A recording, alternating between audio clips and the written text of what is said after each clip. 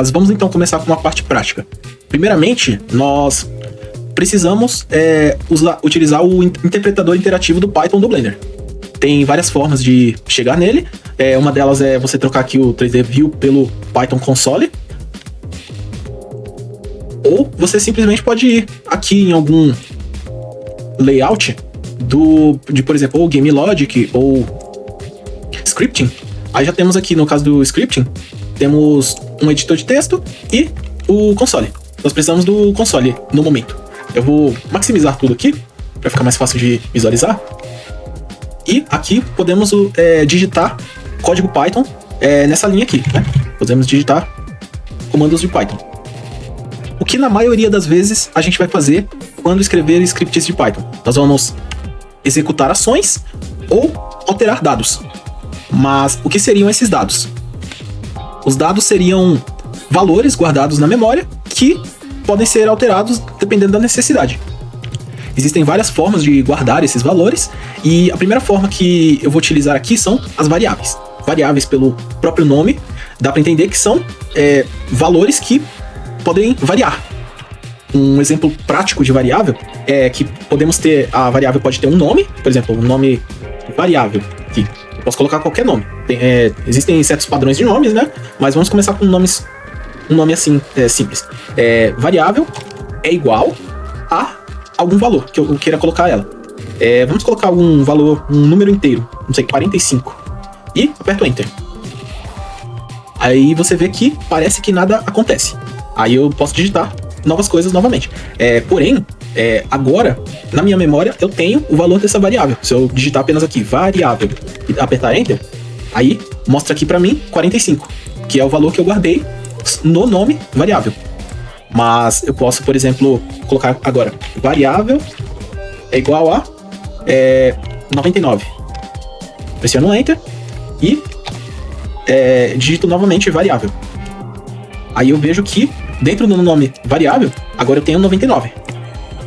Então, em resumo, uma variável é um nome que guarda algum valor, algum dado, e esse dado pode ser alterado dependendo da necessidade. No caso, o Python, por padrão, ele tem muitos tipos de dados diferentes, mas nós vamos utilizar aqui os tipos de dados mais básicos, né? Por exemplo, nós temos vou criar uma variável aqui, inteiro. O número inteiro é especificamente esse aqui que eu utilizei, que são números sem vírgula e tal. Eu posso guardar algum número inteiro aqui, não sei, 555. Eu guardei a variável com o nome de inteiro, o valor 555. Nós também temos os números decimais. Por exemplo, vou digitar aqui um nome de variável chamado decimal e ele vai conter um número decimal. No caso, eu vou colocar aqui 10.75. Perceba que nós não utilizamos vírgula, nós utilizamos ponto para definir um número decimal. Em Python e na maioria das linguagens de programação também. A seguir, nós temos as strings, que nada mais são do que textos. Textos são, no caso, cadeias de caracteres, né? O nome string é meio que significa cadeia de caractere. Criar uma variável texto que vai conter um texto. Como nós demarcamos textos em Python? Nós demarcamos eles com início com uma aspa ou aspas duplas, tanto faz. Você coloca o seu texto aqui e fechamos com o mesmo tipo de aspas que nós utilizamos. Aqui eu coloquei aspas duplas, vou fechar com aspas duplas. Se colocar aspas simples, né? Aí eu também fecho com aspas simples. E pressiono Enter. Aí essa é uma string, é um texto, né? Nós também temos o tipo lógico.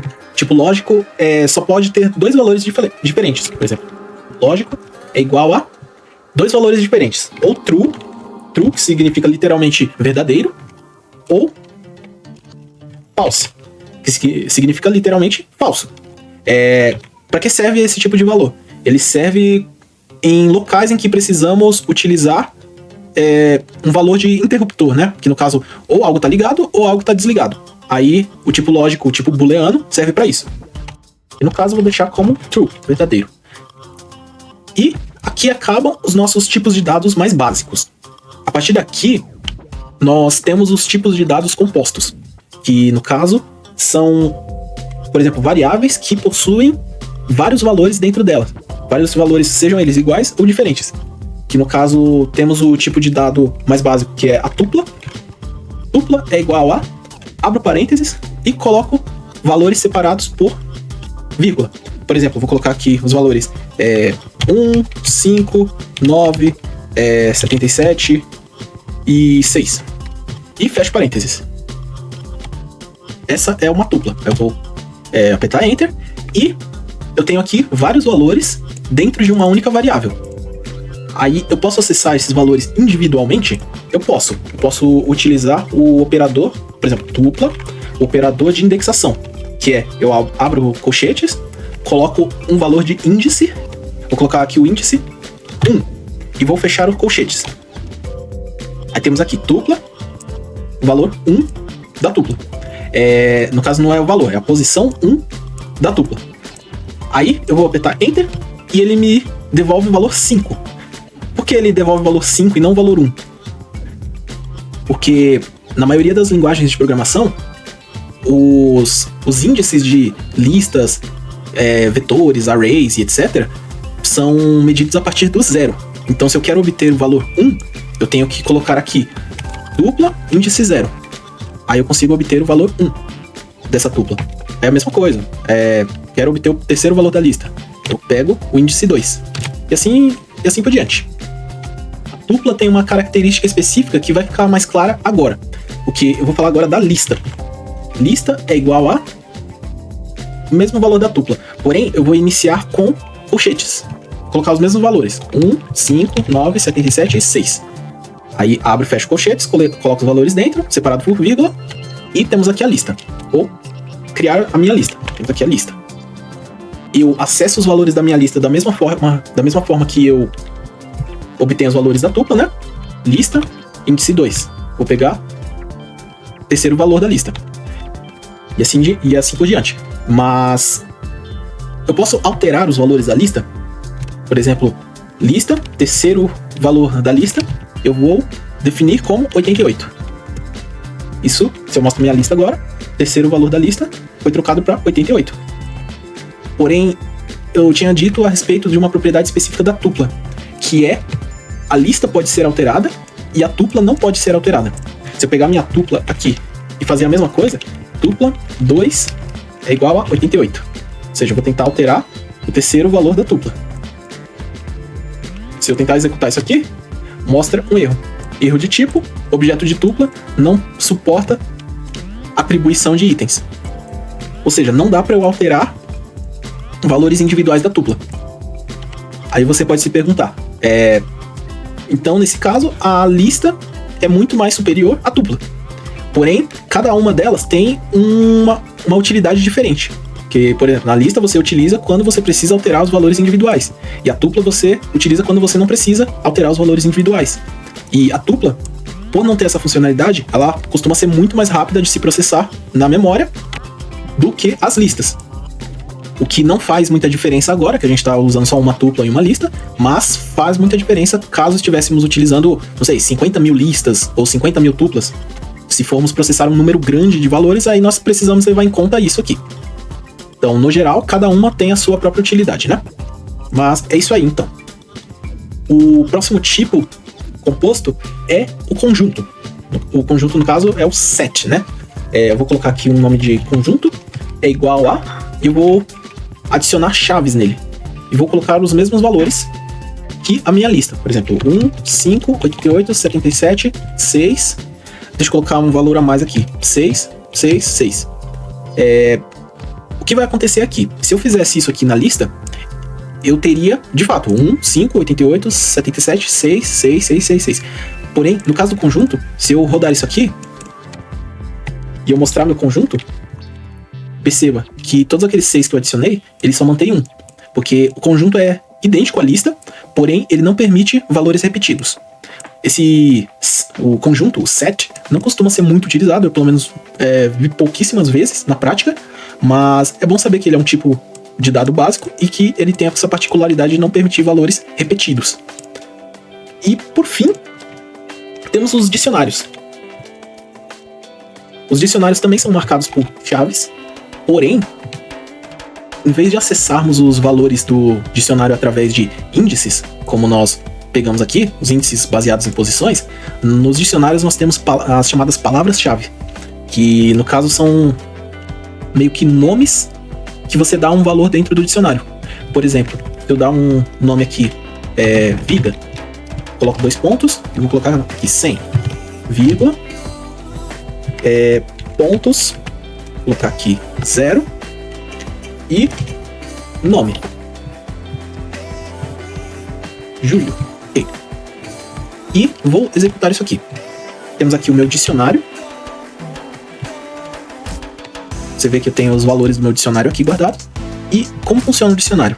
O dicionário ele tem as chamadas palavras-chave, que são meio que nomes de variáveis de dentro dessa variável composta, que é o dicionário, e os 2 pontos demarcando a relação entre a palavra-chave e o valor. Nesse caso, o valor pode ser de qualquer tipo, e a palavra-chave pode ser qualquer tipo de dado não mutável. No caso, dados não mutáveis são strings, né, os textos, números em geral, e tuplas. Ou seja, você não pode utilizar como palavra-chave uma lista ou um set.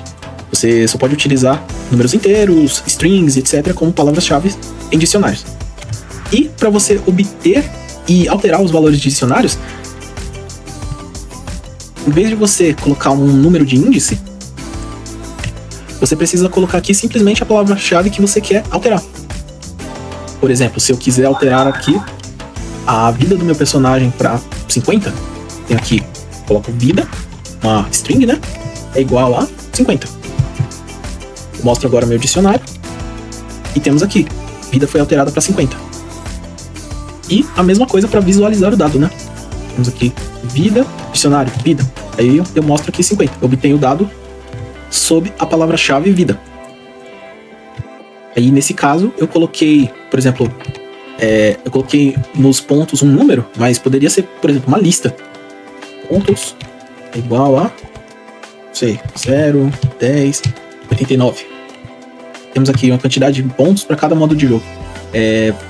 Se eu mostrar aqui meu dicionário novamente, temos aqui que os meus pontos passaram de um único número para uma lista de pontos. Ou seja, os valores dos dicionários podem ser alterados, inclusive por tipos de dados diferentes. E esses foram os tipos de dados básicos do Python. Nós, recapitulando aqui, nós tivemos os nossos números inteiros, né? Que são números sem vírgula. Temos os números decimais, os números float, né? Chamados de float, que são números decimais com separação entre a parte inteira e a parte decimal demarcada pelo ponto. Nós temos as strings, que são textos, né? São demarcados por abre uma aspa, coloca o conteúdo do texto e fecha a aspa. Nós temos os tipos lógicos, né? Que são demarcados pelos valores true ou false. Nós temos as tuplas, que são tipos de conjuntos, que são tipos compostos, né? Que podem conter qualquer tipo de valor dentro delas, separadas por vírgulas, e são demarcadas por abre e fecha parênteses. Nós temos as listas, que são semelhantes às tuplas, porém são demarcadas por colchetes e podem ser alteradas, diferente das tuplas, que não podem ser alteradas. Aí temos os conjuntos, que são semelhantes às listas, porém não podem conter números repetidos, né? Temos aqui o 6, e aqui ele não foi repetido, quando nós criamos o conjunto. E temos os dicionários, que são listas que obtemos valores através de palavras-chave. E essas palavras-chave podem ser de qualquer tipo não mutável, como números, strings e tuplas. E os valores dos dicionários podem ser de qualquer tipo mesmo, né? E esses foram os tipos de dados básicos do Python e como manipular eles, tanto através da criação de variáveis quanto da manipulação de valores individuais dos tipos compostos. E para finalizar essa parte de variáveis, eu precisava falar sobre como se escrevem nomes de variáveis, porque, por exemplo, eu escrevi aqui nomes com uma única palavra, né? Tipo dicionário, conjunto, etc. Mas e se eu quiser escrever nomes compostos nas variáveis? Aqui já entra um problema, porque nós não podemos separar palavras com espaços aqui. Por exemplo, se eu quiser escrever meu nome é igual a Joel, você vê que dá um erro aqui. Erro de sintaxe, meu nome é igual a Joel. Sintaxe inválida. Por quê? Porque nomes de variáveis não podem ter espaços. E se eu tentar escrever meu traço nome? Também não dá. Isso aqui dá um outro erro diferente. Isso aqui, na verdade, ele está entendendo meu menos nome é igual a Joel. E isso aqui não existe. No caso aqui, nós temos... para nomear variáveis, nós precisamos utilizar letras, números ou underlines. E, apesar de poder se utilizar números, o nome de variável nunca pode começar com um número. Então, por exemplo, não pode ter uma variável meu nome. Não existe isso aqui. Isso aqui não funciona. Então, para não ter confusão, continue apenas com letras maiúsculas, minúsculas e underlines. E quando precisar de números, nunca comece o nome da variável com número. Então, por exemplo, eu posso escrever a variável meu nome assim, meu, underline, nome, é igual a Joel.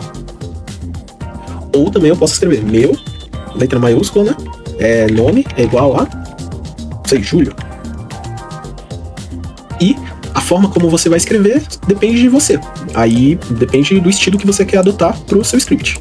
Eu particularmente utilizo esse estilo aqui, que é chamado de Camel Case. Se escreve assim, né? Camel Case. E nesse caso, temos nomes específicos para as formas como nós nomeamos as coisas. E normalmente, cada estilo de nome é utilizado para uma funcionalidade específica ou varia de linguagem para linguagem, né? Por exemplo, no caso do Python, é utilizado por padrão o Camel Case ou o Snake Case, que é esse aqui com underlines. Isso para nomes de variáveis. Isso para nomes de variáveis em geral, ou funções, etc. Que veremos futuramente, né? Para nomes de constantes, isso valores que não vão ser alterados durante o programa, normalmente é utilizado como padrão o Snake Case, porém com todas as letras maiúsculas. Por exemplo, número pi é igual a 3,1415. Essa aqui é uma constante, porque o número pi nunca muda, né? Então, eu nomeio ele com tudo maiúsculo e com Snake Case, separando as palavras com os underlines, né? E tem outras formas de nomes que para funcionalidades específicas, por exemplo, o Pascal Case, que é utilizado para nomear classes, algo que também veremos futuramente, né? Que é a primeira letra e o início de cada palavra começa com a letra maiúscula. Diferente aqui do do Camel Case, que a primeira letra do nome da variável é minúscula, aí as seguintes são maiúsculas, né? E, só para finalizar esse assunto, a gente tem que entender que o Python entende letras maiúsculas e minúsculas como diferentes. Por exemplo, eu escrevi aqui essa variável meu nome é igual a Júlio. Mas eu posso mudar uma única letra aqui para maiúscula e vou mudar aqui o valor. Flávio. Se eu pego o valor de meu nome em Camel Case, eu tenho Júlio. Se eu pego o meu nome em Pascal Case, eu tenho Flávio. Aí você entende que, mesmo estando escrito muito parecido, elas são variáveis diferentes. Só porque mudou uma única letrinha, mas essa parte é importante que você tem que entender que o Python entende de forma diferente letras maiúsculas, minúsculas em nomes de variáveis. E aqui finalizamos o assunto de variáveis e tipos de variáveis.